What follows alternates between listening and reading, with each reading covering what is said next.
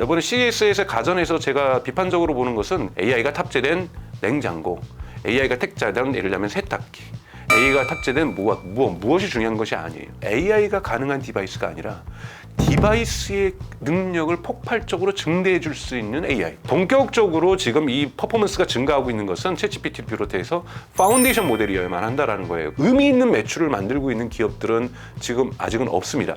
다만 이제 2024년 기대하고 있는 것은 갤럭시 AI라든가 사실 기대가 되고요.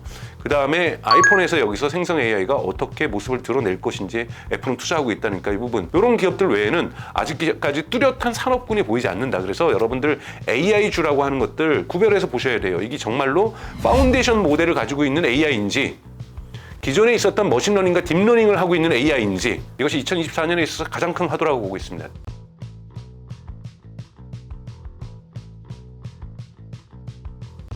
특별한 경제 강의 머니 특강. 안녕하세요 주식초등학교 여러분. 저는 오늘의 특강을 맡은 강종수 박사입니다.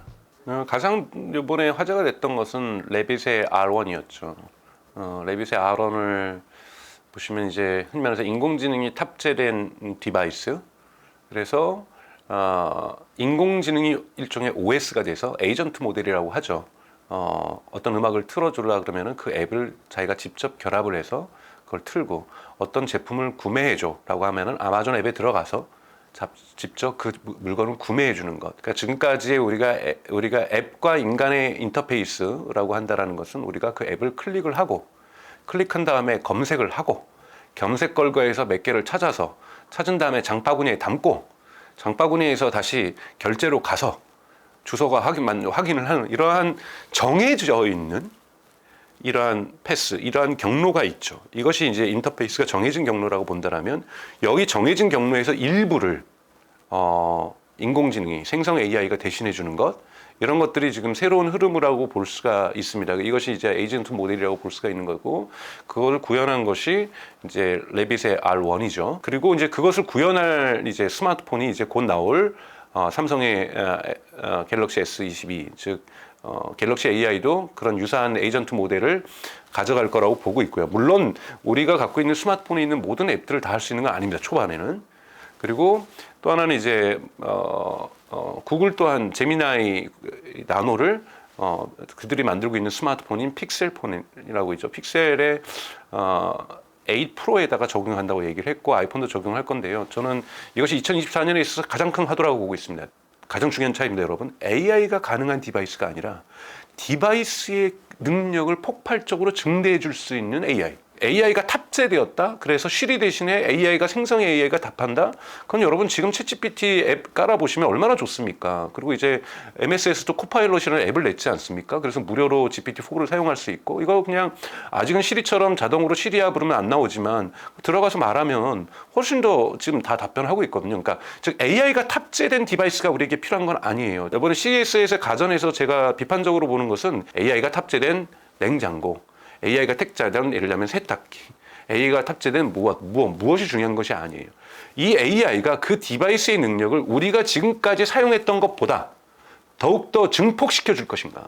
예를 들면 내비게이션의 능력이 증폭될 수 있습니다. 내비게이션한테 제가 얘기할 수 있어요. 지금은 아무리 시리가 있어도 야 형네 집으로 맞춰줘. 이거 못해요. 자, 형네 집으로 맞춰도 가다가 와인 한 병 사가야 되겠는데 형이 와인을 좋아하니까 우리 형한테 내가 지금 보니까 한 6만 원 정도 쓰는 게 야 6만 원대의 와인집을 가다가 형네 집 가는 길에 경로에 와인집 하나 찾아봐. 와인샵을 하나 찾아보고 그중에 괜찮은데 지금 몇 군데 추천해봐. 그럼 걔가 말로 들려주겠죠. 그러면 내가 그중에 두 번째 가자고 한다면은 그 경유지를 맞춰줘. 근데 저는 그때 한 번에 터치도 하지 않아요. 이거 근데 이미 인터페이스가 이루어지고 있다는 것. 이것이 얘기하는 건 뭐냐면 내비게이션의 앱을 증폭시켜주고 있다는 거죠. 이런 것들이 지금 필요한 겁니다. 이러한 변화들이 일어나는 부분들이 이번 CES 같은 경우에는 그것의 단초가 레빗의 R1이었다라는 거고요. 그런 부분에서 이것들이 이제 이어질 앞으로의 어떤 디바이스 세계에 대단히 기대 많이 하고 있습니다. 저는 그렇게 긍정적으로 평가하고 있지 않습니다. 우선은 AI가 잘 나오기 위해서는 컴퓨팅 파워가 좋아야 되고, 이건 뭐 우리도 갖고 있는 컴퓨팅 파워일 거고요. 모델도 좋아야 되는데, 모델도 트랜스포머 모델이 오픈 소스로 풀렸기 때문에 한국도 그건 가지고 있습니다. 근데 이제 한국은 두 가지 부분에서는 좀 부족한 부분이 있는데, 데이터 부분에서 데이터가 빅데이터, 이건 제가 보기엔 중요하지 않아요. 굿 데이터가 중요합니다. 좋은 데이터를, 양질의 데이터를 많이 가지고 있어야 되는데, 사실은 그 부분 확보에 대단히 제한적이라는 것. 우리 쉽게 얘기해서 DBP야 이런 데 접근 못 하잖아요. 그러니까 좋은 양질의 어떠한 글들이 써 있는 것들, 이런 부분들 안 돼 있고, 한국의 과거의 문헌들부터 지금 나오는 출판물들이 머신 리더블 하지도 않고, 법원에서의 판결문도 머신 리더블 하지도 않고, 그러니까 아직 데이터들이 좋게 많이 풀려있지 않다는 부분들 좀 아쉽고요. 두 번째는 인재들의 문제입니다. 좋은 똑똑한 분은 한국에도 많아요. 프랑스에서 미스트랄이라고 하는 AI에서 출범을 했고, 빠른 속도로 지금 오픈소스로 뭔가를 공개를 하고 있는데, 6개월 만에 3.5 수준에 도달을 했습니다. GPT 3.5에. 근데 그 사람들 누구냐면 6명이 중심적인 인물인데, 다 오픈 AI에서 왔고, 구글 브레인에서 왔고, 뭐 다 이러한 엔스로픽에서 오고, 그러니까 즉 미국에 있는 대표적인 AI 기업에서 일하다가 온 인재들이죠. 유럽 사람들이 싫어하는 게 뭐냐면, 구글 저머니에서 일하다가 구글 프랑스에서 일하다 보면은 똑똑한 사람들은 다 구글 본사로 이동합니다. 그러니까 뺏겼던 인재들을 다시 뺏어오려고 하는 거예요.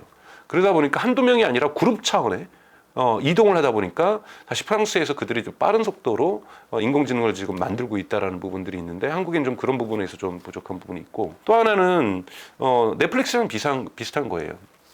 넷플릭스처럼 영화 한 편을 제작을 하면 전 세계에 2억 명이 넘는 사람이 봅니다. 그러면 그것을 흔히 말해서 우리가 엠빵을 하면 훨씬 더 적은 비용이 드는 거잖아요. 똑같은 영화를 생산을 하더라도. 그런데 지금 오픈 AI라든지 이런 데는 시장이 글로벌 시장이잖아요. 그러면 여기에 엄청난 R&D 비용, 개발 비용들을 투자를 해도 전 세계에 있는 사람들의 n분의 1로 그 비용을 상쇄시켜주고 있죠. 근데 한국은 네이버가 얼마나 힘들겠어요. 카카오가 뭐 2월 달에 뭔가 내놓는다는데 얼마나 힘들겠어요. 자기네들 개발비는 비슷하게 들어요. 오픈 AI고 비슷하게 드는데, 이것에 대한 리턴은, 이것에 대한 회수는 매우 제한된 시장에서 이루어져야 된다는 거예요. 그러니 이거는 저는 국가가 지원해줘야 된다고 저는 생각을 하고 있는데요. 그런 것, 그러니까 시장만으로는 매우 작동하기 어려운, 매우 큰 투자가 들어가는, 매우 인재들이 많이 필요한 그런 것이 이 AI 기술이라고 할 수가 있습니다. 예를 들면 삼성 같은 경우는 그나마 글로벌 마켓에서 갤럭시를 팔고 있기 때문에 충분히 해볼 만한 다고 볼 수 있죠. 그래서 갤럭시 AI가 이제 곧 공개가 되는데, 이 부분이 이제 가우스라고 하는 모델이라고 가지고 있는데, 얼마나 정도의 실력을 갖고 있을지는 좀 지켜봐야 될 문제라고 저는 생각이 들고요. 사실은 생성 AI의 핵심은 멀티모달이에요. 지금 멀티모달을 네이버도 도달하지 못하고 있는 거고요. 그리고 지금 요번에 가전에서 나오고 있는 멀티모달 아니잖아요. 그러니까 그렇기 때문에 여기에서 들어가고 있는 AI는 사실 생성 AI라고 볼 수가 없었던 거거든요. CS에 들어갔던 것들은요. 많은 경우에 있어서는. 그렇기 때문에 아직까지는 AI 기술의 기초적인 기술은 갖고 있으나, 사실은 오픈 AI의 챗GPT 4.0과 경쟁할 수준에까지는 도달하고 있지 못하다는 것이 냉정한 평가라고 볼 수 있습니다. 전체적으로 볼 때는 인공지능 역사에서 두 번의 겨울이 있습니다. AI 윈터라고 얘기하는데, 특히 이제 1980년대에 있었죠. 동서냉전이 심각했을 때 미국과 소련에 있는 학자들이 우리가 인공지능 만들겠다 막 했더니 국가에서 엄청난 돈을 들여줬죠. 근데 다 대부분 실패합니다. 그리고 자금이 싹 마릅니다. 그래서 학교에 뭐 유명한 미국의 대학이라든지 유럽의 대학에 인공지능 공부하는 학자가 거의 다 메말라 버리는, 뭐 이런 사태가 길게 1990년대 후반까지 지속이 되죠. 이것이 이제 되게 길었던 인공지능의 겨울이라고 볼 수 있고, 이거를 봄이 오게 되는데, 봄이 온 것을 국가가 주도했던 것이 아니라 구글이라든지 이러한 미국에 있는 IT 기업들이 인공지능에 투자하면서, 머신러닝에 투자하면서 이러한 봄이 오기 시작을 했었죠.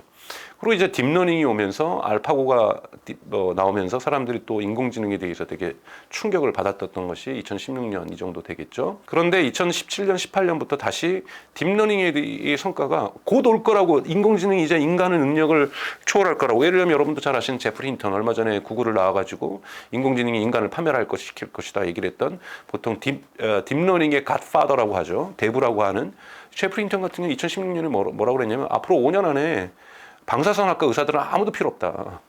다 인공지능이 판독 다 할 거다. CT 촬영들, 뭐 MRI 촬영들 다 여러분들 방사선학과의 의사 선생님이 한 명이라도 줄었을까요? 전 세계적으로 1%도 줄지 않았어요. 셀프 드라이빙 카, 자율주행 곧 올 거라고 얘기를 했지만 지금 크루즈도 지금 GM의 크루즈도 지금 일종의 망한 꼴이 됐죠. 포드도 하다가 포기했죠. 폭스바겐도 하다가 포기했죠. 자율주행. 물론 몇몇 기업들 벤츠라든지 또는 웨이모라든지 뭐 이런 데는 꾸준히 하고 있는 기업들이 있습니다만 그렇게 쉽게 오지 않고 있습니다. 그러니까 사람들이 실망하는 거죠. 금방 된다더니 안 됐네. 그러면서 주춤해서 온 것이 2018년, 19년에 스몰, 작은 AI 윈터가 왔었어요. 이때 이제 나왔던 것이 2018년에 브렉스루, 돌파구가 생기는 거죠. 구글에서 만들었던 트랜스포머라고 하는 모델입니다. 그러니까 자연어 처리 관련돼서 하는 트랜스포머 모델은 지금까지에 있었던 이 센턴스 중심의 학습을 패러그래프 중심의 학습으로 바꿔내죠. 그러니까 문장 단위로 하다가 패러그래프라는 건 여러분 문단은 뭐 A4 용지 반일 수도 있고요. A4 10장일 수도 있어요. 문단 길게 쓰면 긴 거잖아요. 문단 단위를 항상 파악을 하면서 여기에 동일 단어가 어떻게 쓰였는지를 보게 되면서 이러한 모델을 갖다가 트랜스포머 모델이 이제 쉽게 얘기해서 만들어냈던 거고, 이 트랜스포머 모델이 가지고 있는 또 하나의 특징은 뭐냐면 파운데이션 모델이라는 겁니다. 이건 이제 2021년 스탠포드 대학 교수들이 이것을 파운데이션 모델이라고 명칭을 한 거죠. 파운데이션 모델 어렵지 않고요. 그 전까지는 여러분 쉽게 생각하면 돼요. 특정한 과제를 수행하기 위해서 특정한 형태의 데이터만 학습하는 것을 과거의 딥러닝이에요. 예를 들면 컴퓨터 비전 인간의 눈을 대신하는 거죠. 특정한 과제를 인간의 눈이라는 대신하는 특정한 과제를 대신하기 위해서 뭐만 합니까? 이미지 데이터만 학습합니다. 이미지 데이터만. 특정한 과제를 위해서, 스페시픽 태스크를 위해서 스페시픽 데이터만 학습하는 것. 이것이 전통적인 딥러닝의 방식이었어요. 파운데이션 모델은 뭐냐면 공부할 수 있는 모든 종류의, 학습할 수 있는 모든 종류의 데이터를 다 학습합니다. 텍스트, 음악, 소리, 그다음에 이미지, 다 학습하는 거예요. 다 학습을 하고, 그러면 여기에 이것이 모아진 다음에 다양한 과제를 여기에서 실현을 하는 겁니다. 하나만 과제만 실현하는 게 아니라 이것이 인간의 눈을 대신할 수도 있고, 그리고 이것이 말을 할 수도 있고, 이것이 글을 쓸 수도 있고, 이것이 그림을 그릴 수도 있고, 음악을 창작할 수도 있고, 이러한 다양한 과제를 하는 것, 이것을 파운데이션 모델이라고 하죠. 이 모델이 2018년부터 본격화되기 시작하는 거고요. 이러면서 사실은 파운데이션 모델이냐 아니냐에 따라서 AI는 질적인 차이를 가지고 있습니다. 여러분, 인공지능은 우리 곁에 이미 와 있어요. 넷플릭스에서 우리에게 추천하는 것, 영상 추천하는 것, 그다음에 인스타그램에서 피드가 구성되고 심지어는 광고가 돌아가는 것, 구글의 광고가 돌아가는 것 다 인공지능이 하고 있어요. 그러니까 인공지능 카메라에서 보정하는 거 다 저기 아이폰에 들어가 있는 거, 갤럭시 폰에 들어가 있는 거 다 인공지능이 하고 있습니다. 머신러닝이. 이 정도 인공지능들은 대단히 많이 우리 생활 곳곳에 이미 와 있는 거죠. 근데 이런 것들은 여러분 파운데이션 모델이 아닙니다. 본격적으로 지금 이 퍼포먼스가 증가하고 있는 것은 챗GPT를 비롯해서 파운데이션 모델이어야만 한다라는 거예요. 그래서 인공지능이라는 일반화적인 대의로 이번에 CES에서 인공지능 없는 가전제품 없더라. 파운데이션 모델 아니라는 거예요. 학자가 아니라 전문가 100명에게 물어보면 메타버스가 무엇이냐고 물어보면 정의가 100개가 나옵니다. 아바타 있는 것을 메타버스라고 한다면 저는 거기에 동의하지 않아요. 그런데 예를 들면 넥스트 인터넷이다 라고 하면 저는 동의할 수 있습니다. 넥스트 인터넷이라고 하면 동의할 수 있는데, 이런 거를 되게 협소하게 가상세계, 아바타의 세계라고 해석하는 일부의 사람들에 의해서 메타버스는 왜곡되고 있다라고 저는 판단을 하고 있고요. 그런 면에서 이 가상세계라고 하는 거라든지 아바타의 세계는 머저리티, 다수가 될 수가 없습니다. 저희 어머니한테 제가 굳이 전화하면 되고 페이스타임으로 전화하면 되고 영상통화하면 되는데 엄마 가상세계에서 만날까? 한 번은 만날 수 있겠죠. 근데 에브리데이 홀리데이 만난다? 있을 수 없는 일이에요. 그러니까 그거는 대표적으로 실패하잖아요. 뭐 서울시에서 했던 거, 굳이 시청 가서 일하고 민원 처리할 때 많은데 민원 처리를 앱에서 좀 민원 처리에 오류 안 나게 잘해주면 되는 것을 꼭 가상세계 만나서 민원 처리 한 단계 더 복잡하게 만드는 거예요. 단계를. 이런 것들은 작동하지 않습니다. 우리가 넥스트 인터넷을 어떻게 정의하는가에 따라 다를 수 있다는 부분인데요. 어떤 인공지능에 의해서 제가 이 보이스 컨트롤링으로 어떤 앱과의 인터페이스가 달라지는 것. 이것도 하나의 넥스트 인터넷이라고 본다면 이것도 메타버스일 수도 있는 거죠. 여하튼 가상세계로 할 수 있는 부분들은 제한적이지만 이제 메타버스 부분에서 예를 들면 다양한 가상세계 부분의 매력은 더 쉬워질 수 있다고 저는 생각이 들어요. 왜요? 생성 AI가 이미지 생성을 너무나도 잘하거든요. 그런 부분에서 아바타를 만든다든지 뭐 어떤 가상의 어떠한 공간을 여기 뭐 인테리어를 한다든지 이런 것들을 이제 인공지능으로 너무나도 생성 AI로 뭐 달이라든지 미드전이라든지 이런 걸로 너무너무 손쉬워졌기 때문에 이러한 부분에서의 가상세계 서비스들의 어떤 진화 이런 것들은 되게 현실화될 거라고 저는 보고 있습니다. 되게 빨라질 거라고 보고 있어요. 가상세계를 저는 메타버스라고 정의하고 싶지는 않지만 가상세계 서비스로만 제한한다라고 한다면 이것은 생성 AI에 의해서 가속화될 가능성이 있다라고 말씀을 드리고 싶어요. 우선 지금 논쟁이 있어요. 그러니까 AI 경제학이라는 논쟁이 있는데요. AI 이코노믹스라고 여러분 검색을 해보시면 AI가 바꾸는 세계의 사이즈가 클까 과연?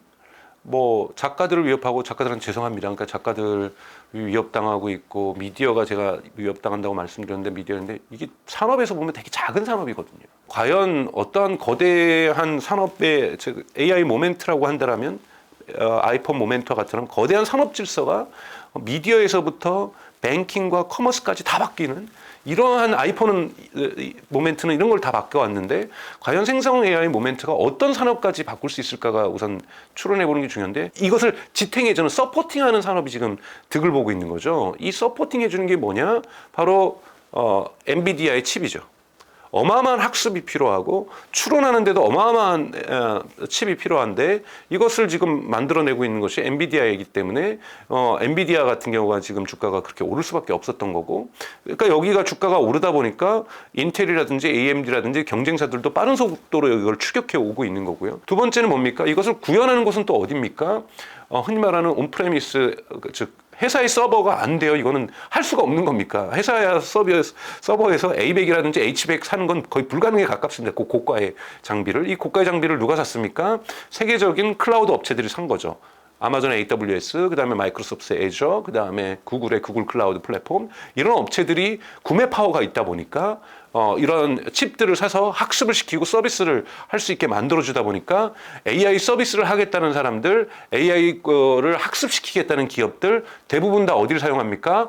AWS나 MS 애저나 구글의 클라우드를 사용할 수밖에 없는 거죠. 그러니까 실제로 2023년 클라우드의 매출이 증가합니다. 특히 MS의 매출이 증가하게 되죠. 그래서 이런 식으로 여기에 칩과 클라우드 서비스를 제공해 주는 것은 AI가 작동해 주는 기초 바닥에 있는 펀더멘트, 기초를 구성하고 있는 서포팅 시스템이라고 볼 수 있죠. 이러한 부분에서의 주가는 지금 계속해서 오를 수밖에 없는 거고요. 아직까지 이 AI를 통해서 이 생성 AI를 통해서 파운데이션 모델로서의 생성 AI, 거대 언어 모델로서의 생성 AI를 통해서 의미 있는 매출을 만들고 있는 기업들은 지금 아직은 없습니다. 다만 이제 2024년 기대하고 있는 것은 갤럭시 AI라든가 사실 기대가 되고요. 그 다음에 아이폰에서 여기서 생성 AI가 어떻게 모습을 드러낼 것인지 애플은 투자하고 있다니까 이 부분 스마트폰의 질적 변화들 또는 이것을 스마트폰과 경쟁할 수 있는 대체품을 내놓는다든지 보안제를 내놓으려고 하는 뭐 레빗의 R1이라든지 또는 휴메인의 AI 핀이라든지 물론 저는 시장 가능성을 그렇게 높게 보지 않습니다만 이러한 부분들이 어떻게 형성될 것인가를 볼 수 있는 거고 또한 이 부분이 파운데이션 모델이 자율주행에 어떻게 돌파구를 마련해 줄 것인지 이렇게 될 경우에는 자율주행 서비스에서 매출이 증가한다는 이러면 테슬라가 가장 큰 득을 보겠죠.